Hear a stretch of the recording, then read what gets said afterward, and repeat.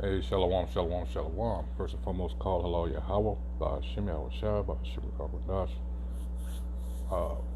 double honors, of course, go out to apostles and bishops and elders, great millstone who deserve double honors. Salutations also go out to the fellow Akim out there on highways and byways, pushing this truth, all honest and sincerity, trying to make up the remaining, hopefully, like this is Nama with the DC camp. And 1 second here, I'm going to put it on pause. Okay, back again. Anyway, so this is the copyright disclaimer under Section 107 of the Copyright Act 1976. All right, that makes allowances made for fair use for purposes such as criticism, comment, news reporting, scholarship, and research, which I am doing. I am not profiting whatsoever off of this. All right, so we got that out of the way. So today I'm going to go into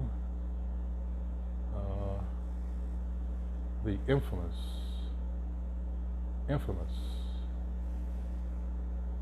all right, well, not this, for some reason, it's lost, so lucky on that.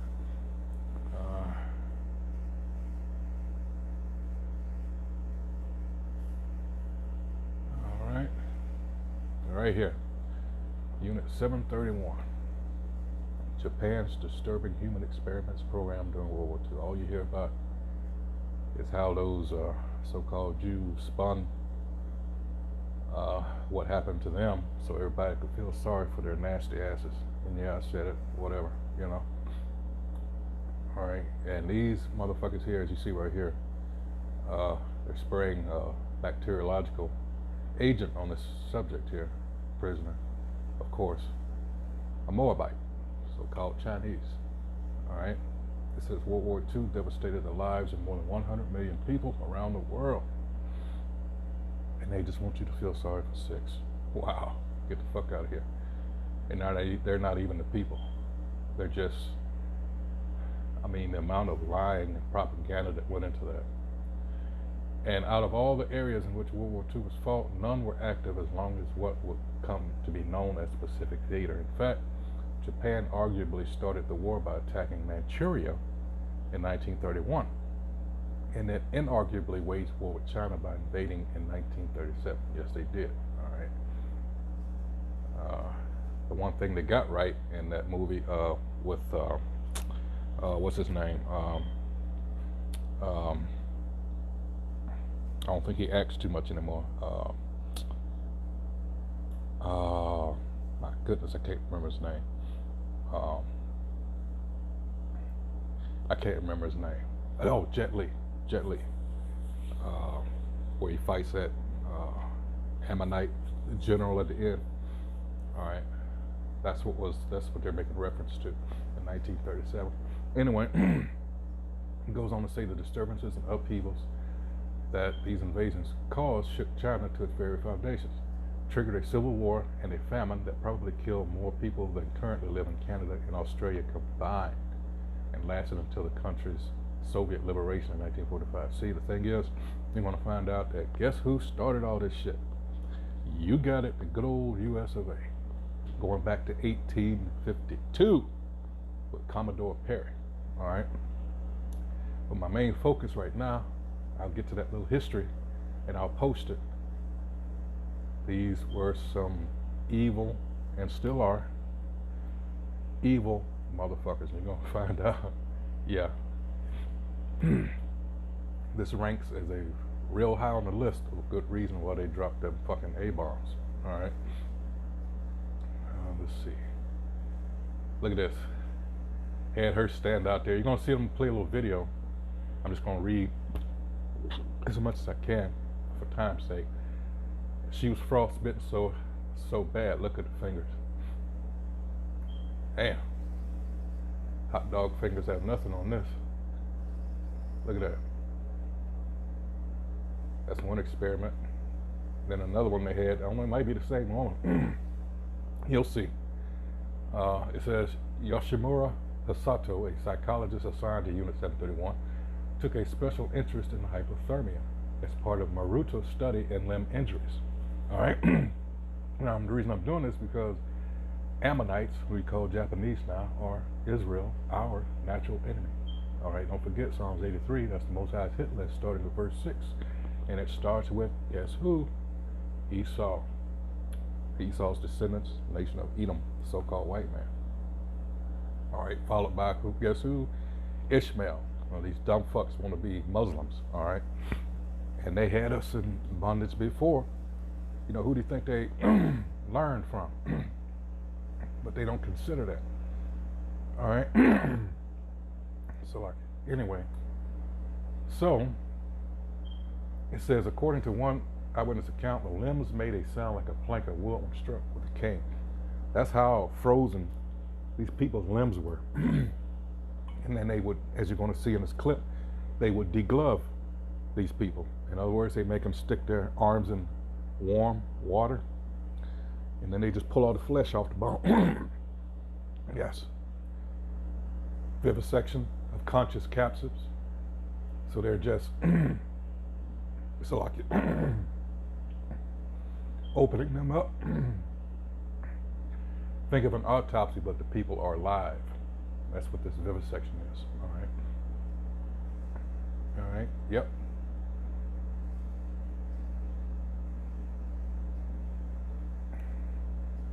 It goes on to say, as the concept of consent, and I can't imagine who would consent to this, went out the window, so did the restraint of the researchers. It was around this time that Unit 731 began referring to confined research subjects as logs or maruta in Japanese. All right. Study methods in these experiments were barbaric. And like I said, vivisection, for example, is the practice of mutilating human bodies without anesthesia to study the operations of living systems. Thousands of men and women, mostly Chinese communist captives, as well as children and elderly farmers, were infected with diseases such as cholera and the plague, then had their organs removed for examination, have to emphasize, while they were alive and awake, all right, before they died, in order to study the effects of the disease without the decomposition that occurs after death. Subjects had limbs amputated and reattached to the other side of the body, while others had their limbs crushed or frozen, all right, and had the circulation cut off to observe the progress of gangrene. Finally, when a prisoner's body was all used up, they would typically be shot or killed by lethal injection, though some may have been buried alive.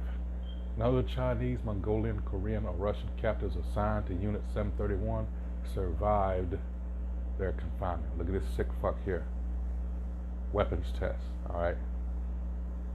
Using Moabite's body for bayonet practice, all right? Let's see.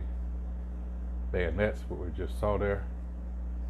Prolonged X-ray exposure, sterilized and killed thousands of research participants, they keep calling them. And to study the effects of high G forces on pilots and falling paratroopers, Unit 731 personnel loaded human beings into large centrifuges and spun them at higher and higher speeds until they lost consciousness and or died, which usually happened around 10 to 15 Gs, though young children showed a lower tolerance for acceleration forces. Syphilis experiments on 731 captives. I wonder who they learned that from. Just a thought. Venereal disease has been the bane of organized military since ancient Egypt. All right. To learn what they needed to know, doctors assigned to Unit 731 infected victims with the disease and withheld treatment to observe the uninterrupted course of the illness. A contemporary treatment, a primitive chemotherapy agent called salvarsan, was sometimes administered over a period of months to observe the side effects, however. At least they did better than what America did. All right, that's not to say anything, it's just like, damn. To ensure effective transmission of the disease, syphilitic male victims were ordered to rape both female and male. My goodness. Like I say, what I say at the top, these are sick fucks. They were both ordered to rape both female and male fellow captives, who would then be monitored to observe the onset of the disease. If the first exposure failed, All right, more rapes would be arranged until it did. Damn. Rape and forced pregnancy. Beyond just the syphilis experiments, rape became a common feature of Unit 731's experiments. For example, female captives of childbearing age were sometimes forcibly impregnated so that weapon and trauma experiments could be done on them. After being infected with various diseases, exposed to chemical weapons, or suffering crush injuries, bullet wounds, and shrapnel injuries, the pregnant subjects were opened up and the effects on the fetuses studied. The idea seems to have been translate the team's findings into civilian medicine, but if Unit 731's researchers ever published these results, the papers seem not to have survived the war years. And it goes into German warfare on Chinese civilians. I'll post this in the link. You can read it for yourself. This one, victim of German warfare. Let's see. So now we're going to go ahead and look at this video. It's about 11 or so minutes long. Here we go. So to give you a visual.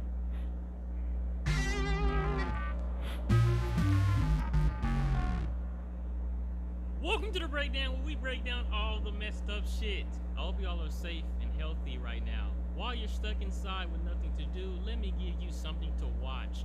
Feel free to not watch this video if your situation is over.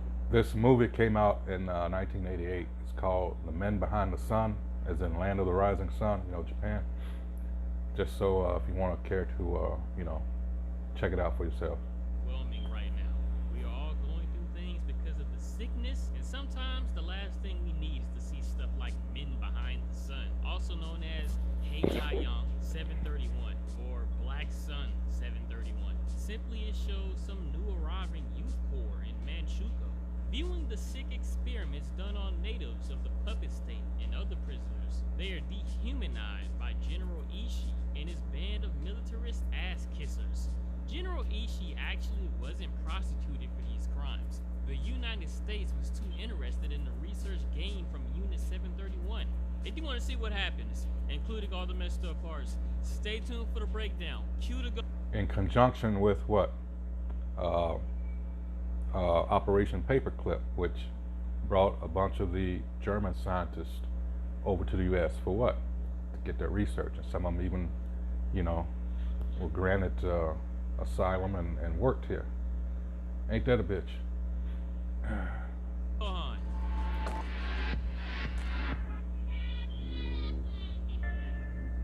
The movie begins documentary style, showing the history as well as the geographic location of Unit 731. Some youth corps of the Empire is sent to Manchukuo to help out at the unit. General Ishii arrives back at the headquarters to oversee what's going on. As of right now, it's 1944. According to General Ishii, the goal is to produce bacterial weapons to help the Empire of Japan win the war. Meanwhile, some of the youth corps are trying to splinter cell into one part of the compound just to get a ball back. It has some sentimental value, I guess. Too bad the superiors discovered a whole group of missing kids not in bed, and everybody gets slapped for it. The whole building is alerted with sirens, like what you would hear as a tornado warning, and the team who started this whole idiot mission dodges gunfire left and right, only to run into an electrified fence. This whole act is embarrassing towards the higher-ups, and General Ishii begins to lay down some law from the top up. But he hears from his brother here that a rival named Nakatomi is talking shit. Turns out Ishii made a water purifier, and Nakatomi said it's a terrible invention. To prove Nakatomi wrong and embarrass him, Ishii pees in his water purifier and then drinks what comes out. And everybody is saying in their heads, what was the point of all that? So soon the logs are brought in. The generals all designated the prisoners as being logs. A lot of scenes in this movie is the generals trying to dehumanize the prisoners. To signify other people as simply other is a terrible lesson to teach others. One of the prisoners is a mother with a crying baby named Zhao Qin.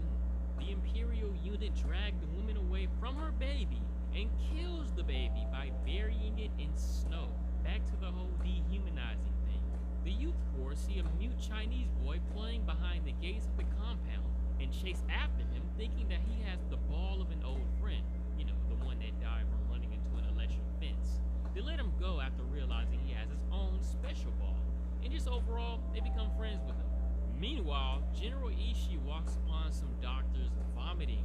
What was some doctors doing that made them vomit? Turns out they was doing some live dissection on some poor guy. That's not fun to watch at all. Remember Ishii's rival named Nakatomi? Well, it turns out Nakatomi has been officially designated to the southern front of the war, the same front where the Japanese are losing badly, and it is a death sentence to be sent out there. It was all General Ishii's doing. The mother of the baby who was killed is named Zhao Huishu, and she's taken by some generals for testing. She owes a pillow to cope with the loss of her baby. In the beginning, it was 1944, but now time has passed to maybe over a year later. Zhao is tied up and has her arms frozen solid over time. Then she is brought back in with frostbite and is dipped into 15 degrees Celsius water and has her arms both degloved by the lead scientist. Another victim named Jin is put into an instant freezing station of negative 196 degrees Celsius, and it takes only a few smashes to his arms to completely shatter them. The Youth Corps have seen both experiments and they struggle to watch them. So soon we move through time, and now it's the summer of 1945. The Empire of Japan is suffering across all fronts, and its survival depends on the biological weapons that the unit can create. According to this general, they have produced a virus 60 times stronger than the Black Death virus, and has enough of it to wipe. Let me get some scriptures real quick. I went 15 minutes here. I didn't intend to, but let's go to, let's see, where was I?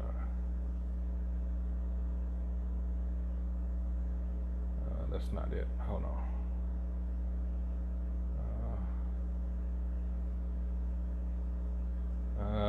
Things keep falling off. Hold on. Let's see. Don't know why, but they do. Okay. Oh well, that's not the one I wanted. But anyway.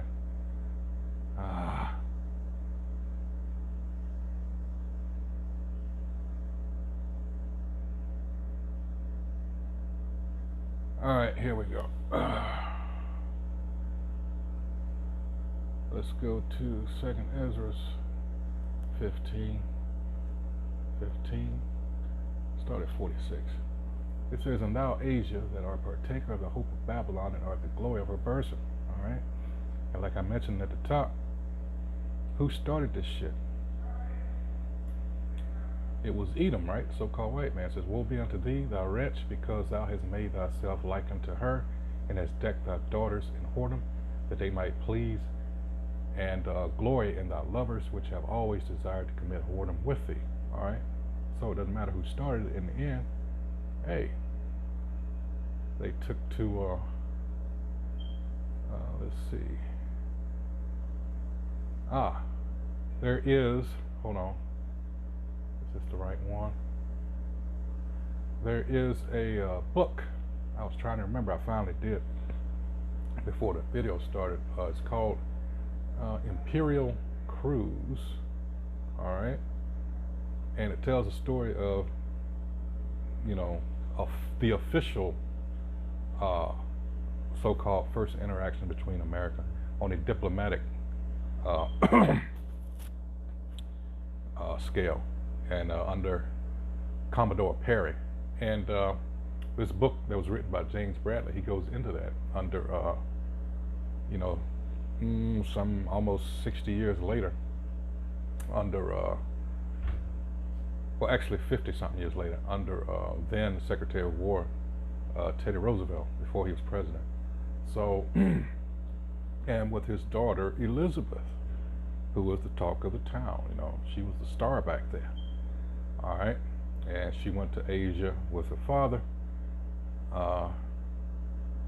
There's all kind of other things. You know, you can read it for yourself. I don't know, this is years ago. I remember this, but yeah, and you know, through the U.S.'s dealings, and then eventually double dealings. Yeah, guess what? You know, people can only take so much. They helped negotiate shit between Japan and Russia because Japan kicked Russia's ass in the late 1800s, 1890s in the Russo-Japanese War.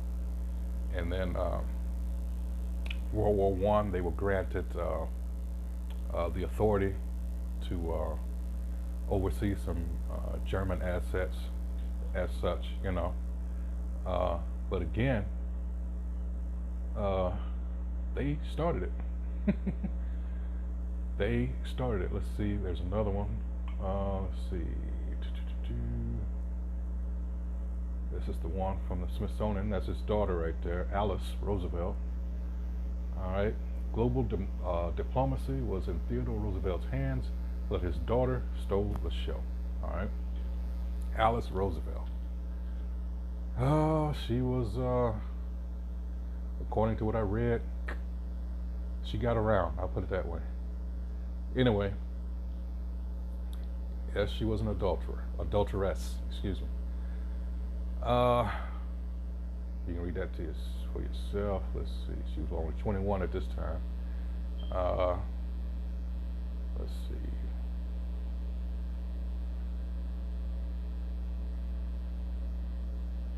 Yeah, I'll let you read this for yourself for time's sake.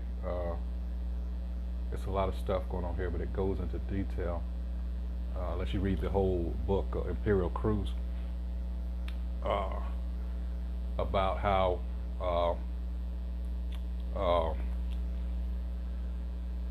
before he was president and then Supreme Court justice was Taft. I'm talking about Taft, and his dealing behind the scenes. Apparently, it was something that Roosevelt didn't know from how I read it. So he was like on a secret mission, It says, although Taft would become president and later Chief Justice, he's one of those that sold the American people down the river with that Federal Reserve Act. All right. So he got what he wanted after his presidency. He got to be on the Supreme Court. All right. It says, although Taft would become president and later Chief Justice of the United States, his earlier service was Governor General of the Philippines. All right, because you remember the Philippine War was in the late 1890s also. All right, so they divvied up that. We got this now. It says, after U.S. seizure of the islands in the Spanish-American War, native Filipino forces continued to fight for independence until they were bloodily repressed by American troops. Taft headed the commission that set up a semi-independent government and had earned a benevolent image by the time he departed in 1904. Now, returning to Manila a year later, he was greeted with what Alice called extraordinary enthusiasm and affection. All right, American flags, soldiers, sailors, and marching bands seemed everywhere, and despite beastly hot weather, welcomes and celebrations went on day and night. Look at all this shit. Let's see another picture. Look, oh, those are sumo wrestlers. That was 1905. Damn. All right, look at all this shit they got on. Look at that. Hell yeah, you hot. Let's see. Continuing down, let me go there again. Let's see. But yeah, Ammon, so-called Japanese of the day, are what? Our enemies. And as such, let's get Jeremiah at the beginning of 49. All right. That's not the one I want. I like to use. Let's go back. I'll come back to that. Just for some reason in this format, in this format, you can't get. Shit. Hold on. The headers in blue letter. So this is Jeremiah 49. Let's start at the top. Judgment on Ammon. These are who you call the Japanese today. Concerning the Ammonites, thus saith the Most High Yahweh, hath Israel no sons? Hath he no heir? Why then doth the king inherit Gad, who are Israelites? and his people dwell in his cities. Therefore, behold, the days come, saith the Most High, that I will cause an alarm of war to be heard in Rabbah of the Ammonites, and it shall be a desolate heap, and her daughters shall be burned with fire. Then shall Israel be heir unto them that were his heirs, saith the Most High. You know? So it goes into, telling the story, which eventually culminates in, you got 2 Kings, you got Joshua, 2 Kings 17 through 24, where Israel was taken out of the land by King Ahasuerus, all right, and heathen were put in the land, and that ended up starting what would be the northern kingdom coming over to this side of the world, all right. But these are our people's enemies, all right. So let's go back to 2nd Ezra 15. 3:47. Woe be unto thee, thou wretch, because thou hast made thyself like unto her, and hast decked thy daughters in whoredom, that they might please and glory in thy lovers, which have always desired to commit whoredom with thee. Thou hast followed her that is hated in all her works and inventions. Therefore, saith the Most High, I will send plagues upon thee, widowhood, poverty, famine, sword, pestilence, to waste thy houses with destruction and death. And the glory of thy power shall be dried up as a flower. The heat shall arise that is sent over thee. Thou shalt be weakened as a poor woman with stripes, and as one chastised with wounds, so that the mighty and lovers shall not be able to receive thee. Yep. And you're seeing the beginnings of that now. All right. Like I say, everybody thinks that they're going to be able to maintain, and no kingdom has ever done that, except for the one to come, and that's under us, Israel. So back to the video. To wipe out all of mankind, apparently, I guess. But there aren't any successful ways to spread it by bomb or anything. I guess you can't really rely on just rats and fleas. General Ishii gets an idea soon, though. One day he is just sexually relaxing with some geishas. One geisha comes in, though, and Ishii decides that he wants her all to himself. He awkwardly lathers up her body and pinches her. When he pulls hairs from her, she knocks over a little pottery bowl and it spreads pieces everywhere. It gives him the idea to create bombs that spread the virus like that. It's such an idea that gives him a standing ovation from anybody too scared to question him. They are still testing single people behind. This is sick. I'm more of a computer scientist than anything, so I can't really understand hyperbaric chamber experiments. Like, what was the point of the freezing when they can't stop shutting up about Black Death this and Plague that? This next experiment is nasty and gross. They put Chu Hua here in a decompression chamber and crank it up all the way to the highest setting. It eventually makes him bloated, and he busts out his bowels and intestines outside of his booty hole. Sounds like a terrible way to go. Hopefully his pain ended quickly. But again, what was the point of that? Maybe this film could explain the point of the experiments better, but perhaps it helps for us to be in the dark, like how the prisoners themselves were. A Russian woman named Natasha and her daughter are then slowly killed by some gas as the youth watch. I told y'all a lot of children will be dying in the next few uploads. We just getting started too. One day the mute Chinese boy who plays on the other side of the compound is led in by his friend. The superior generals asked him to lead the boy in, but didn't tell him why. The boy is excited and happy, and the doctors have gained his trust easily. They strip him nude, put him to sleep, and then get right into dissecting him. They harvest all of his organs. I can't show this scene because I hear from many sources that the director includes real dissection footage into the scene. Anyway, his friend is forced to push the boy's corpse all the way to the cremation room. You see, the youth corps didn't like that at all. They band together to punish the superior officer for killing the mute boy. During a disinfection scene, they all jump him and beat him with wooden sticks. Previously, they were forced to beat a Chinese prisoner just like this.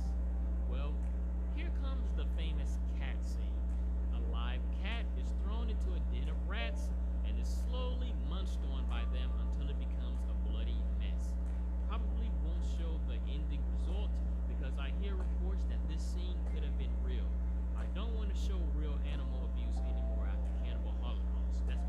Another good movie about Regardless, things are so-called white wrapping man up for fucking Unit up shit. 731.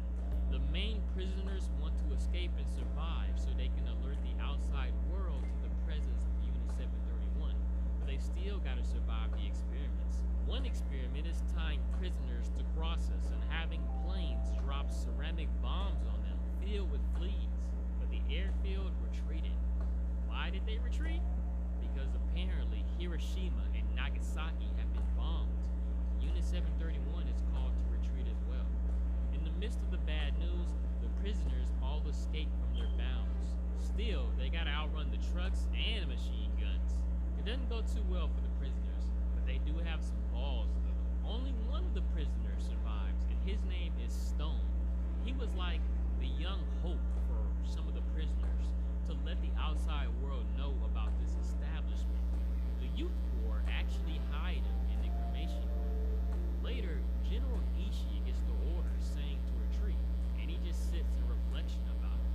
The Empire lost big time, huh? He assumes the responsibility to destroy everything that can prove That's his basically it. You know, I'll put the link so you can check it out for yourselves. But yeah, this is again because of the wicked, their interference. You know, and I had, my God, I can't believe it's been another 2 to 3 months. It'll be 33 years. I actually had a coworker, Edomite. He and another Edomite were talking like I wasn't even in the room. And what came out of his mouth was dealing with, because how they had dealt with civilizations in the past.